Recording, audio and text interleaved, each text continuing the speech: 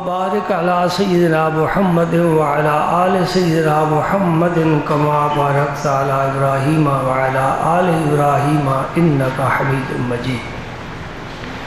اللهم صل على سيدنا محمد وعلى آل سيدنا محمد وبارك وسلم. اللهم صل وسلم على رسولك الكريم وآله الطاهرين. رب اغفر وارحم وأنت خير الراحمين. یا عزیز و یا غفار صلی علی النبی المختار وآلہ الاطہار الی یوم القرار. اما بعد فاعوذ باللہ من الشیطان الرجیم. بسم اللہ الرحمن الرحیم. ان اللہ وملائکتہ یصلون علی النبی یا ایہا الذین آمنوا صلوا علیہ وسلموا تسلیما. اللہم صل وسلم علی رسولک الکریم وآلہ الطاہرین. رب اغفر وارحم وانت خیر الراحمین. تمام امت مسلمہ کا متفقہ عقیدہ ہے، اہل سنت جماعت کے تمام علماء کا متفقہ فیصلہ اور عقیدہ ہے کہ نبی کریم رؤوف الرحیم رحمت للعالمین، خاتم النبیین، شفیع المذنبین، امام الاولین والآخرین صلی اللہ تعالی علیہ وسلم کے بعد پوری امت سے افضل ترین شخصیت کا نام ابو بکر صدیق ہے.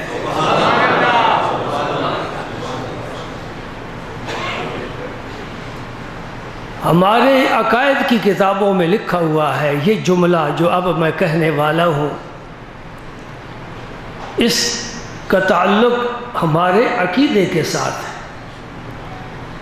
ہمارے عقائد کی کتابوں میں فقہ کی کتابیں الگ مسائل بیان کرتی ہیں، صرف کی کتابیں گرامر، نحو کی کتابیں گرامر بیان کرتی ہیں، اصول کی کتابیں اصول بیان کرتی ہیں، منطق کی کتابیں منطق کے اصول بتاتی ہیں، فلسفے کی کتابیں فلسفی بحث کرتی ہیں. ایک ہے عقیدہ، عقیدے کی کتاب کیا بتاتی ہے؟ افضل البشر بعد الانبیاء، افضل البشر بعد الانبیاء ابو بکر، کہ نبیوں کے بعد رسولوں کے بعد ساری مخلوق سے افضل میرے مصطفیٰ کا یار غار ہے. یہ ہماری عقیدے کی کتاب ہے. عقیدے کی بنیاد کس پر ہوتی ہے؟ اللہ کے قرآن پر. عقیدے کی بنیاد کس پر ہوتی ہے؟ میرے رسول کے فرمان پر. جب قرآن بھی گواہی دے، اللہ کا رسول بھی گواہی دے، تو پھر تو بندہ مومن کو سر جھکا جانا چاہیے. اس لیے کہ ہدایت کسی اور جگہ سے نہیں مل سکتی. ہدی للمتقین یہ کتاب ہے. یہ کتاب کیا ہے؟ ہدی للمتقین، ہدی للناس، ہدی للعالمین. ساری کائنات میں قرآن ہدایت بانٹتا ہے. اور اس قرآن کی پھر تفسیر اور تشریح میرا پاک پیغمبر فرماتا ہے. گویا یہ قرآن متن ہے اور حدیث پاک اس متن کی شرح ہے. قرآن پڑھنے والے کی سمجھ میں قرآن کی کوئی آیت نہیں آئی، میرا رسول تشریح کر کے بتائے گا. اس کا یہ مفہوم ہے. اس لیے رب نے اس بات کی ضمانت دی ہے سورہ النجم میں، وَمَا يَنْتِقُ عَنِ الْهَوَىٰ إِنْ هُوَ إِلَّا وَحْيٌ يُوحَىٰ. زید ہو، بکر ہو، چھوٹا ہو، بڑا ہو، عالم ہو، جہل ہو، رعایا کا کوئی فرد ہو، حکمران ہو، وزیر ہو، ہر شخص اپنی مرضی سے اپنی خواہش سے بولتا ہے. عرش عظیم کا مالک فرماتا ہے میرا رسول اپنی مرضی سے نہیں بولتا، میں بولتا ہوں تو یہ بولتا ہے. تو رسول کے بولنے کی ضمانت رب العالمین نے دے دی ہے. تو مطلب واضح ہو گیا کہ قرآن نے جو کہا وہ حق ہے اور جو رسول نے کہا وہ حق ہے. اور اگر میں اس سے بھی آگے بڑھ کر بات کرنا چاہوں تو کر سکتا ہوں کہ یہ کس نے کہا ہے کہ یہ قرآن ہے؟ یہ بھی مصطفیٰ نے کہا ہے. کس نے بتایا ہے یہ قرآن ہے؟ تیرے میرے پاس جبریل امین نہیں آئے. ہم آسمانوں پر نہیں گئے کہ رب کا دروازہ کھٹکھٹا کر پوچھیں یا اللہ یہ کتاب جو بھیجی ہے یہ تیری ہے؟ کتاب آئی ہے، دنیا کا کوئی فرد نہیں بتا سکتا، میرا مصطفیٰ بتائے گا. یہ قرآن ہے، یہ حدیث ہے. میں قربان جاؤں ان لبوں پر جو حرکت میں آتے ہیں، یا اس سے قرآن نکلتا ہے یا حدیث نکلتی ہے. میرے مصطفیٰ کی زبان پاک سے اس کے علاوہ کچھ نکلا ہی نہیں ہے. جو نکلا ہے یا قرآن بنا ہے یا حدیث بنی ہے، اور اسی قرآن و حدیث پر ہمارے عقیدے کی بنیاد ہے. دوستو، جناب ابوبکر صدیق رضی اللہ تعالیٰ عنہ کے بارے میں بڑا کچھ لکھا گیا، بڑی کتابیں لکھی گئی، اور ابھی بڑی گنجائش ہے، لکھا جا سکتا ہے. بولنے والوں نے بھی حد کر دی، 1400 سال سے بول رہے ہیں. اے ابوبکر تیرا کردار بے داغ ہے.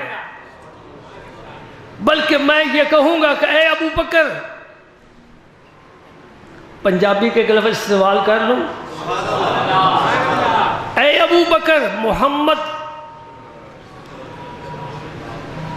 تیرا وکھرا ہے.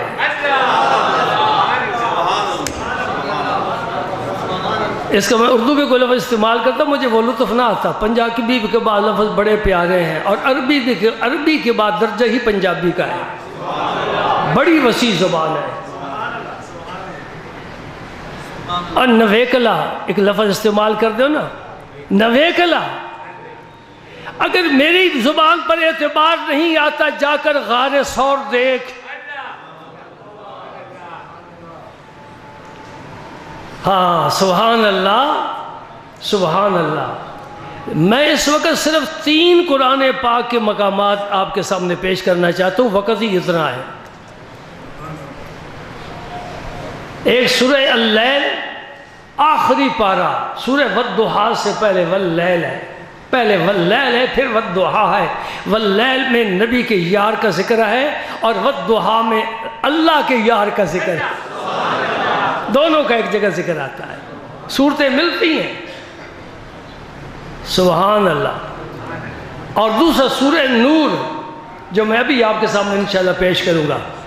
سورہ نور، اس کو سورہ نور کیوں کہتے ہیں؟ اسی ابو بکر صدیق کی صاحبزادی صحبہ کے خلاف منافقین نے، یہودیوں نے سازش کی تھی. میرے نبی کے گھر والوں کی عزت کو چیلنج کیا تھا. اس پاک دامن عفیفہ کی عصمت پر حملہ کیا تھا. میرا رسول خاموش ہے، اس لیے تاکہ اللہ خود بولے. میں کیوں بولوں؟ رب بولے. رب نے کہا پیارے تو چپ ہے، میں 18 آیتیں صدیقہ کی شان میں نازل کرتا ہوں. عائشہ صدیقہ کی شان میں سورہ نور بن گئی. اور میرے رسول نے فرمایا تھا صحابہ کرام کو کہ اپنی بچیوں کو، عورتوں کو سورہ نور کی تعلیم دیا کرو. ہمارے لیے بھی سبق ہے. سورہ نور میں اللہ پاک نے ابو بکر صدیق کا ذکر بڑے پیارے انداز سے فرمایا ہے.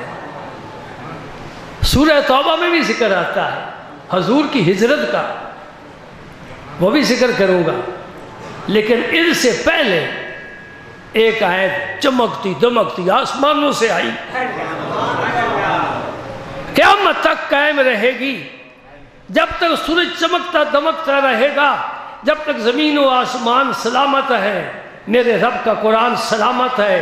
اور پڑھنے والے پڑھتے رہیں گے والسابقون الاولون من المہاجرین والانصار والذین اتبعوهم بإحسان رضی اللہ عنہم ورضوا عنہ وأعد لهم جنات تجری تحتها الانہار خالدین فیہا ابدا ذلک الفوز العظیم۔ ہمیں کسی مورخ کی، کسی تاریخ کی کتاب کی ضرورت نہیں ہے، قرآن کے بعد ہمیں کسی چیز کی ضرورت نہیں ہے، حسبنا کتاب اللہ، اللہ کا قرآن ہمارے لیے کافی ہے۔ اللہ پاک کیا فرماتے ہیں؟ والسابقون الاولون من المہاجرین والانصار، مہاجرین اور انصار میں سے جو پہلے بڑھ گئے ایمان لانے میں، سبقت لے گئے، کفر کو چھوڑ دیا، ظلم و ستم کو چھوڑ دیا، فسق و فجور کو چھوڑ دیا، اپنوں کو چھوڑ دیا، ساری دنیا کو چھوڑ دیا، دامن تھام لیا نبی پاک کا۔ کیسا ماحول ہے، کیسا معاشرہ ہے؟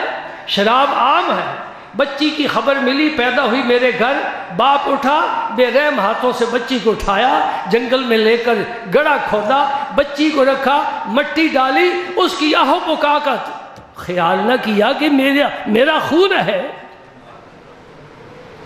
اتنا ظلم، سود کھایا جا رہا ہے، سودی کاروبار ہو رہا ہے، اللہ اکبر اللہ اکبر، اور بت کعبے کے اندر رکھے ہوئے ہیں، ان کی پوجا ہو رہی ہے، کوئی خدا کا نام لینے والا نہیں ہے، ہر کام الٹا۔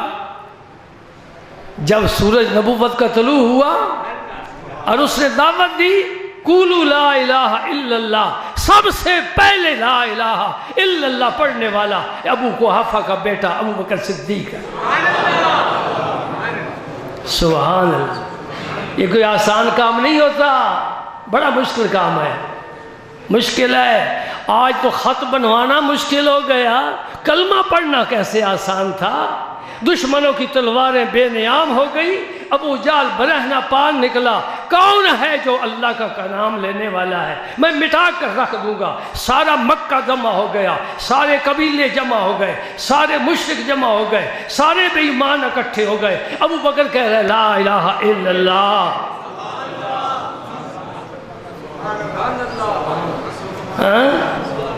یہ آسان کام نہیں، یہاں ممبر پر بیٹھ کر پنکھے چلتے ہیں، اتنا مجمع ہے، میں لا الہ الا اللہ پڑھ لوں، یہ کام مشکل ہے۔ اقبال سے پوچھو، اپنے ڈاکٹر اقبال سے، علامہ اقبال سے، شاعر مشرق سے، ترجمان حقیقت سے، کیا کہتا ہے؟ جو گویم من مسلمانم بلرزم، میں جب یہ کہتا ہوں کہ میں مسلمان ہوں، میرے جسم پر لرزہ طاری ہو جاتا ہے کہ دانم مشکلات لا الہ را، مجھے پتا ہے کہ لا الہ کہنے کے بعد کتنی مشکلات کا سامنا کرنا پڑتا ہے۔ جی ہاں سبحان اللہ۔ انشاءاللہ کبھی وقت آیا تو بتاؤں گا کہ ابو بکر صدیق نے اس کلمے کی کتنی قیمت ادا کی ہے۔ ہمیں کلمہ مفت ملا ہے، ماں نے پڑھایا، باپ نے پڑھایا، مسجد میں گئے استاد نے پڑھایا، پرسکون ماحول میں، کوئی فکر نہیں ہے، لیکن ابو بکر صدیق کے لیے کلمہ پڑھنا بڑا مشکل تھا۔ اس کلمے کی قیمت ابو بکر نے ادا کی ہے، اس کلمے کی قیمت بلال حبشی نے ادا کی ہے، سلمان فارسی نے کی ہے، حضرت صہیب رومی نے کی ہے۔ جن لوگوں نے یہ کلمہ پڑھا تھا اس زمانے میں کوڑے کھائے تھے، گرم لیت پر ریٹے تھے، بھاری بھاری پتھر سینے پر رکھے گئے تھے، رسی باندھ کر ٹانگوں میں بچوں نے گھسیٹا تھا، اور زبان پر آتا ہے احد۔ اور سرزمین پر کوئی بھی احد کہنے والا نہیں تھا۔ بلال کی زبان سے کیا نکلتا ہے؟ احد، ایک ہے، ایک، کوئی دوسرا نہیں۔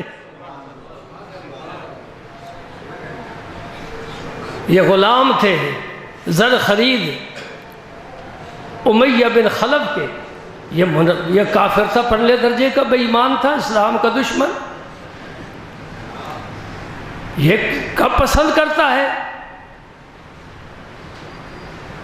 بڑی باڈی اس کی، بڑی جان، بڑا ہاتھ میں زبردست کوڑا، بلال پر برسا رہا ہے، خون نکل رہا ہے، پھر وہ تھک گیا، کہا اسے گرم عرب کی تتی ریت پر لٹاؤ، اوپر بھاری پتھر رکھو، پھر کہا یہ ریت اس کے خون سے ٹھنڈی ہو گئی ہے، اب اس کے پاؤں میں رسی باندھو اور بچوں کا گھسیٹ کر لے جاؤ پورے بازار میں، مکہ کی گلیوں میں سے گھسیٹو۔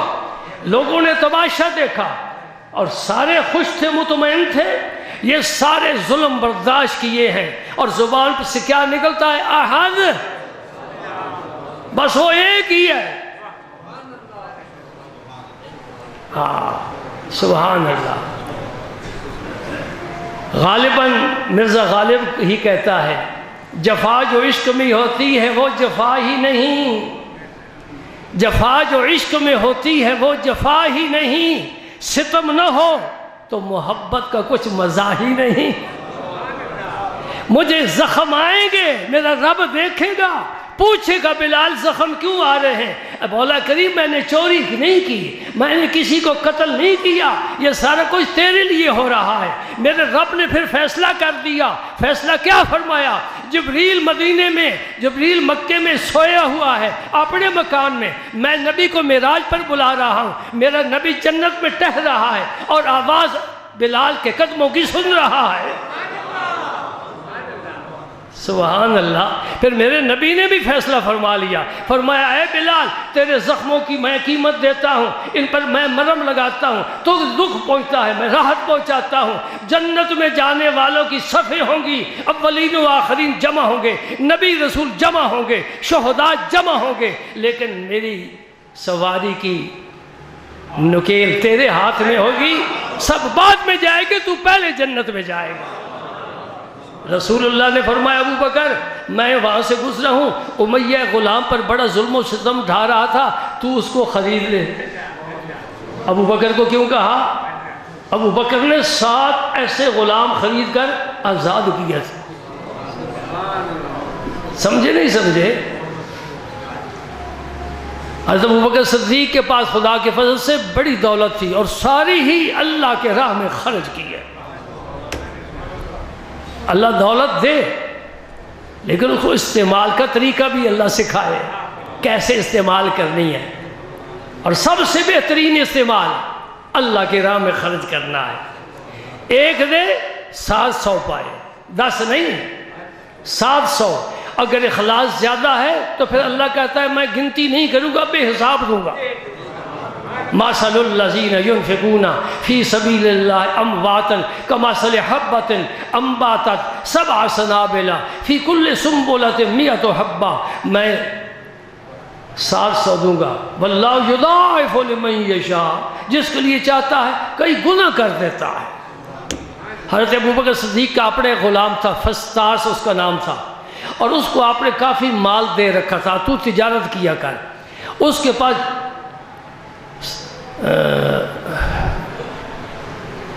تقریباً 6000 دینار نقد تھے، اس کے علاوہ غلام تھے جو بیچتے تھے منافع پر، اور اس کے علاوہ جانور تھے، اونٹ، بکری، بھیڑ۔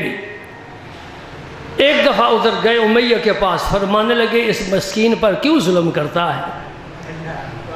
اس نے کہا تجھے یہ بہت پسند ہے تو اپنا غلام فستاس مجھے دے دے، یہ تو لے جا۔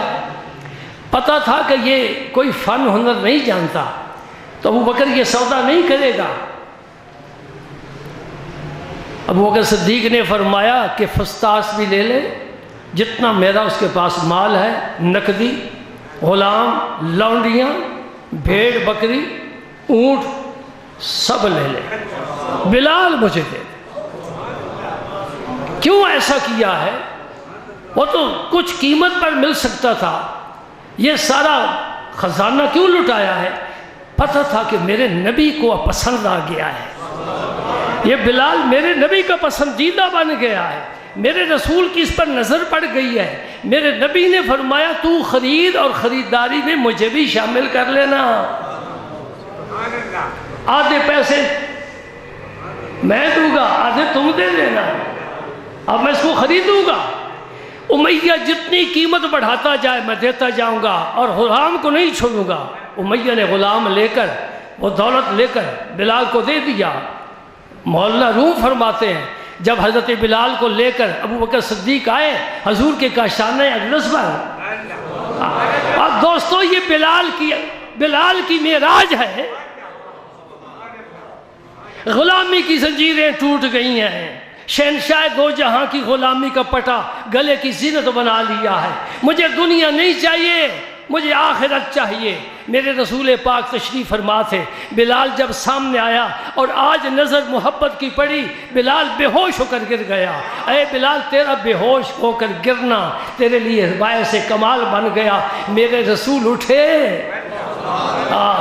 میرا یار آ گیا ہے، میں نے بلایا ہے، میں نے خریدا ہے، میں پتنی سے کہاں لے جانا چاہتا ہوں۔ دنیا والوں کو کیا خبر ہے کہ رنگ کالا ہے، بے ہنر ہے، کوئی پتہ نہیں کہاں سے آیا ہے۔ میں سمجھتا ہوں کہ اس کے سینے میں دھڑکنے والا دل یہ جبریل بھی مقابلہ نہیں کر سکتا۔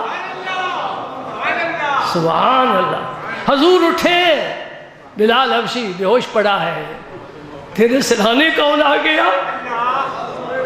اے بلال، تیرے سرہانے کون آ گیا؟ آنکھیں کھول، جنت کی حوریں ترستی ہیں ان کے قدموں کو چومنے کے لیے۔ تجھے اتنی خوش نصیبی ملی، آج دونوں جہانوں کا شہنشاہ تیرے لیے چل کر آ رہا ہے۔ آنکھیں کھول۔ نبی پاک بیٹھ گئے، بلال کا سر اٹھایا، یہ نہیں سمجھا کہ حبشی ہے، یہ نہیں دیکھا کہ غلام ہے۔ بلال کا سر اپنی گود میں رکھا اور اپنی چادر سے اس کے چہرے کو صاف کیا۔ آج سے بلال میرے رسول کا پسندیدہ غلام بن گیا۔ بلال نے پھر کیا وظیفہ بنایا؟ حضور حجر مبارک میں آرام فرماتے ہیں، دہلیز پر سر رکھ کر رات کو سوتا ہے۔ میرے نبی کو میری کس طرح کی ضرورت محسوس ہو، میں غیر حاضر نہ پاؤں، میں حاضر پایا جاؤں۔ سبحان اللہ۔ پھر مکہ فتح ہوا، مکہ فتح ہوا، صحابہ کا لشکر جرار مکے میں داخل ہوا، بت توڑے، کافر بھاگ گئے، پہاڑیوں پر چڑھ گئے، مکہ خالی ہے، کوئی اندر چلا گیا، گھس گیا، مکان کے دروازے بند کر لیے، مکہ خالی، کعبہ بتوں سے خالی، حرم خالی، سب توحید پرست، سب رسالت کے پروانے جمع ہیں۔ اب اذان کہنے کا وقت ہے۔ میرا رسول فرماتا ہے، بلال کعبے کی چھت پر اذان کہے۔ یہ وہ فضا ہے جو تجھے احد کہنے سے روکتی تھی۔ آج اس مکے کے در و دیوار کو، پہاڑوں کو پتہ چل جائے کہ بلال اذان کہہ رہا ہے۔ اللہ اکبر، اللہ اکبر کی صدا مکہ مکرمہ میں پہلی دفعہ حضرت بلال نے بلند کی ہے۔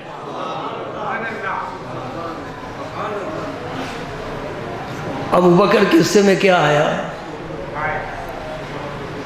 کالا غلام خرید کر آزاد کر دیا۔ اب ابو بکر تجھے کیا ملا؟ رب کہتا ہے میں ابو بکر کو وہ تحفہ دوں گا، دنیا اش اش کر اٹھے گی۔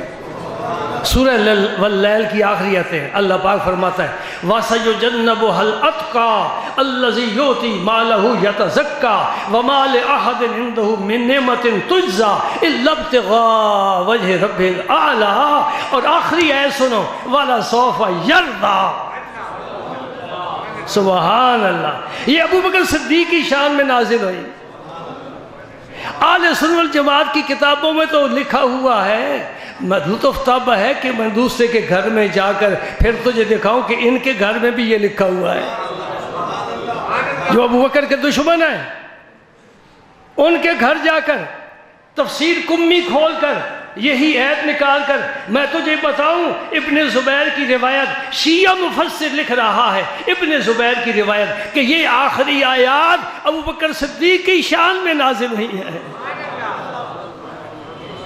الفضل ما شاہدت بہ الاعداء، دشمن بھی گواہی دے۔ اس کا کیا معنی ہے؟ رب نے اپنے نبی کی زبان پاک سے ابو بکر صدیق کے وعدہ فرما لیا کہ اس آگ سے میں اس کو بچا لوں گا جو بڑا ہی متقی ہے۔ ابو بکر صدیق کو اتقا فرمایا، اتقا، اور دوسرے مقام پر فرمایا ان اکرمکم عند اللہ اتقاکم، جو سب سے زیادہ متقی ہے اللہ کی جناب میں سب سے زیادہ عزت والا ہے۔ نتیجہ نکلا کہ ابوبکر صدیق سب سے زیادہ متقی ہیں امت میں سے، اور سب سے زیادہ اللہ پاک کی جناب میں عزت والے۔ وَسَيُجَنَّبُهَا الْأَتْقَى الَّذِي يُؤْتِي مَالَهُ يَتَزَكَّى، اس نے یہ جو مال دیا ہے اس لیے تاکہ میں ستھرا ہو جاؤں، اس کی شان کے لائق بن جاؤں، اس کے دربار میں جانے کے قابل بن جاؤں۔ بعض لوگ کہنے لگے اس بلال نے کسی وقت ابو بکر پر کوئی احسان کیا ہوگا جس کا یہ آج بدلہ چکا رہا ہے۔ یہ بات تو زمین پر ہو رہی ہے، ابو بکر کے خلاف ہو رہی ہے، عرش والا نہیں برداشت کر رہا۔ وہ فرماتا ہے جس نے جو مال دیا ہے نا جی، یہ صرف اور صرف میری رضا کے لیے دیا ہے۔ گواہی عرش سے آتی ہے بھائی، إِلَّا ابْتِغَاءَ وَجْهِ رَبِّهِ الْأَعْلَىٰ، یہ اپنے اعلیٰ پروردگار کی رضا چاہتا ہے۔ اور آخری آیت کریمہ سنو، لیکن اس سے پہلے سورۃ ضحیٰ کی ایک آیت سنو۔ آیت کیا ہے؟ اللہ اپنے نبی سے مخاطب ہو کر فرماتا ہے وَلَسَوْفَ يُعْطِيكَ رَبُّكَ فَتَرْضَىٰ، تیرا رب تجھے اتنا دے گا، اتنا دے گا، اتنا دے گا، اتنا دے گا، اتنا دے گا کہ تو راضی ہو جائے گا۔ ہاں کیسے دے گا؟ تیری شفاعت قبول کرے گا، جو بھی پکڑ کر لائے گا۔ میں نہیں دیکھوں گا کہ یہ شرابی ہے، کبابی ہے، یہ کون ہے، میں نہیں دیکھوں گا، تو صرف تجھے دیکھوں گا، تیرے رخ انور کو دیکھوں گا، تیری زلفوں کو دیکھوں گا، تیری سفارش کو دیکھوں گا، تیرے پیار کو دیکھوں گا۔ جس کی سفارش کر دے گا وَشْفَعْ تُشَفَّعْ، تو شفاعت کرتا جا، تیری شفاعت قبول ہوتی جائے۔ اتنا دے گا، تجھے اتنا دے گا کہ تو راضی ہو جائے گا۔ اور ابو بکر صدیق کے بارے کیا میں فرمایا والا سوف یرضا، ابو بکر یہاں تو مشکل آتا ہے لیکن قیامت کے دن راضی ہو جائے گا، ابو بکر صدیق بھی راضی ہو جائے گا۔ سبحان اللہ۔ تو میں نے عرض کیا تھا کہ السابقون الاولون من المہاجرین والانصار یہ سبقت لے جانے والے، اور الحمدللہ علی المرتضیٰ کی روایت ہے، اہل شیعہ کی کتابوں میں بھی ہے، ہماری کتابوں میں تو خود موجود ہے۔ فرماتے اول من اسلم من الرجال ابو بکر، حضرت علی المرتضیٰ نے فرمایا کہ مردوں میں سے، مرد کیسے کہتے ہیں؟ عاقل بالغ کو، نو عمر کو بچے کو مرد نہیں کہتے۔ مردوں میں سے سب سے پہلے کلمہ پڑھنے والا ابو بکر صدیق، عورتوں میں سب سے پہلے کلمہ پڑھنے والی سبحان اللہ جناب خاتون جنت کی اماں جی جناب خدیجۃ الکبریٰ رضی اللہ تعالی عنہ سب سے پہلے کلمہ پڑھا عورتوں میں سے۔ اور غلاموں میں سے حضرت زید جن کا ذکر قرآن میں آتا ہے، حضور کے آزاد کردہ غلام جنہیں حضور نے بیٹا بنا لیا تھا، پھر رب نے منع فرما دیا۔ اور بچوں میں سے سب سے پہلے کلمہ کس نے پڑھا؟ جناب حیدر کرار نے۔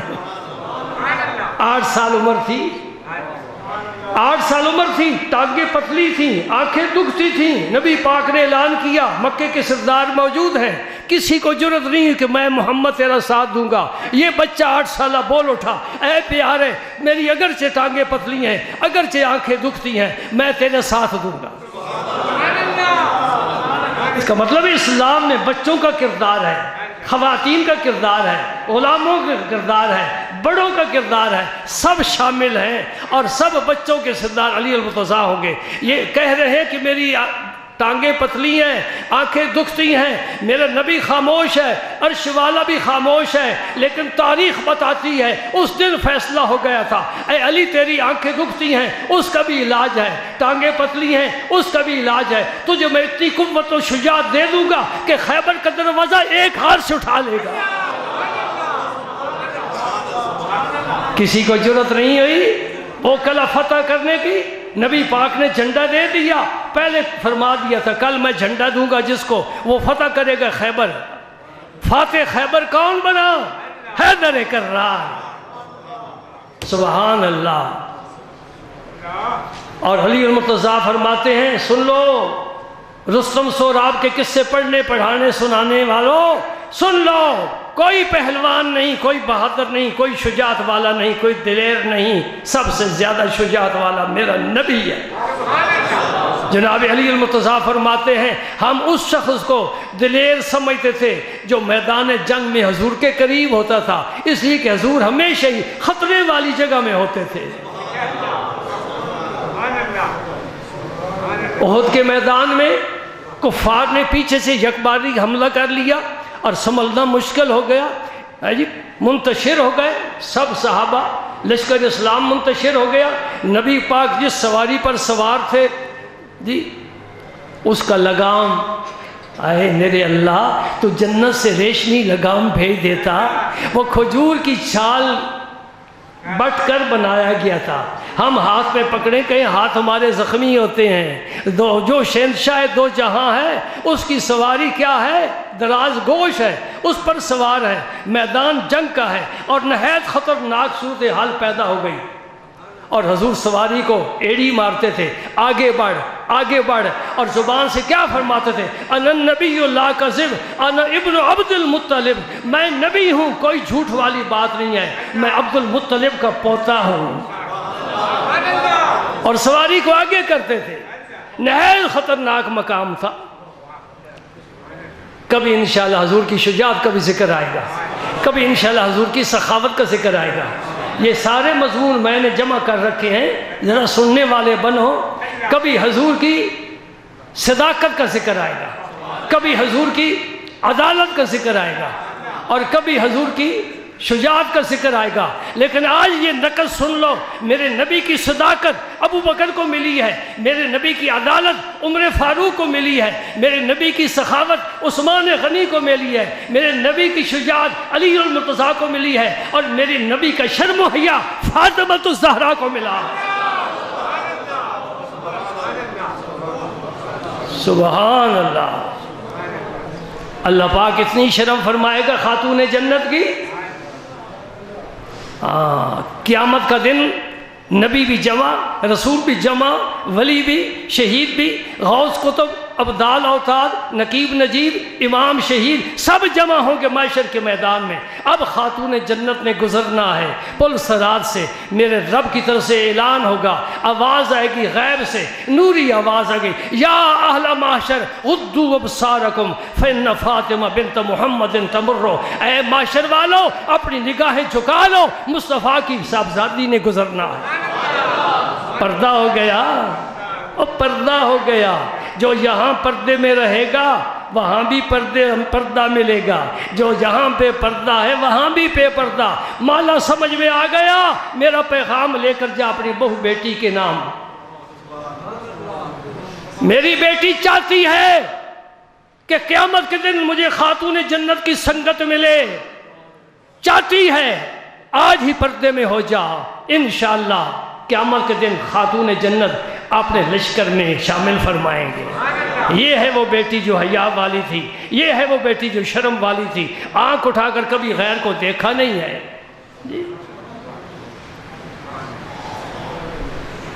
دو ذکر سن لیے، ابوبکر صدیق کا بھی، خاتون جنت کا بھی، وہ صحابہ کے سردار، یہ اہل بیت کی. مانا کیا میں سمجھانا چاہتا ہوں، اہل سنت والجماعت اس گروہ کی طرح نہیں ہے جو سپاہ صحابہ تھے بن گئے، اہل بیت کے دشمن بن گئے. اس گروہ میں سے نہیں ہے جو اہل بیت کا جھنڈا کالا اونچا کر لیا، صحابہ کو بکواس بکنے لگ گئے. اہل سنت والجماعت صحابہ کے بھی غلام ہیں، اہل بیت کے بھی غلام ہیں. الحمدللہ. سنیو تمہیں مبارک ہے، تمہارا بہترین عقیدہ ہے، تمہاری دونوں آنکھیں روشن ہیں. صحابہ کے بھی غلام، اہل بیت کے بھی غلام. فرمایا صحابی کا نجوم، میرے صحابہ ستاروں کی مانند ہے، اور اہل بیت کو حضور نے کشتی کے ساتھ تشبیہ دی ہے، جو اس پر سوار ہو گیا سلامتی سے پار چلا جائے گا. معنی یہ ہوا کہ رات کو سفر ہوتے تھے دریاؤں سمندروں کے، کشتیوں پر، جہازوں پر، اب پتہ نہیں ہے منزل کدھر ہے، ستاروں کو دیکھ کر منزل کا پتہ لگایا جاتا تھا۔ معنی یہ ہوا اے سنی، اے مسلمان، اے کلمہ پڑھنے والے، اہل بیت کی کشتی پر بھی سوار ہو جا اور صحابہ کرام کو بھی دیکھتا جا، تجھے منزل تب ملے گی، غرق ہونے سے بچ جائے گا۔ اگر ان میں سے ایک چیز بھی غائب ہو جائے، یا غرق ہو جائے گا یا منزل کا پتہ نہیں چلے گا۔ صحابہ کا دامن بھی تھامو، اہل بیت کا بھی دامن تھامو، وہ بھی نبی کے گھر والے ہیں، یہ نبی کے یار ہیں، یوں سمجھو یہ باہر والے ہیں، وہ اندر والے ہیں، وہ باہر والے ہیں، یہ اندر والے ہیں۔ حضور کے دنیا سے پردہ فرمانے کے بعد صحابہ جب بیٹھتے تھے، علمی گفتگو ہوتی تھی، قرآن کی آیات کا ہاں سبحان اللہ تذکرہ ہوتا تھا، کسی مسئلے پر جب رک جاتے تھے تو کہتے تھے جاؤ اماں عائشہ کے دروازے پر پوچھو اس آیت کا کیا معنی ہے۔ یہ گھر والے، حضور نے غسل کیسے فرمایا یہ باہر کا کوئی نہیں بتائے گا، عائشہ صدیقہ بتائیں گے۔ یہ گھر کا معاملہ ہے نا، جب حضور گھر تشریف لے جاتے تھے، حضور کی گھر میں کیا مصروفیت ہوتی تھی باہر والے نہیں بتائیں گے، عائشہ صدیقہ بتائیں گے۔ رات جب چھا جاتی، میرا نبی گھر میں جا کر نماز پڑھتا، کتنی رکعتیں پڑھتے، قیام کتنا ہوتا، دعائیں کیا مانگتے، باہر والے نہیں بتائیں گے، گھر والے بتائیں گے۔ ہم دونوں کو غلام ہیں، ان کو بھی سلام ہے، ان کو بھی سلام ہے۔ سبحان اللہ۔ دوستو یہ آیت ادھار اور کچھ باقی بھی ادھار ہے۔ آج تو صرف سورہ اللیل کی وہ آخری آیات میں بیان کر سکا۔ عقیدہ پکا ہے نا، پکا ہے۔ جو کوئی آ کر کہے کہ حضور کی وصال کے بعد ابو بکر نے علی کا حق مارا، پھر کیا کہو گے؟ کہو بیوقوف تو تاریخ پڑھتا ہے، یہ تاریخ آسمان سے نہیں آئی، کسی نبی پر نہیں آئی، ہم قرآن پڑھتے ہیں۔ کسی بھی شخصیت کو دیکھنا ہو تو قرآن و حدیث کی عینک لگا کر دیکھو، یہ معیار ہے، اس پر جو پورا اترے، خواہ کوئی حکمران ہو، کوئی پیر ہو، کوئی وزیر ہو، کوئی بھی ہو دنیا کا فرد، قرآن و حدیث میں معیار ہے، جو پورا اترے وہ سچا ہے۔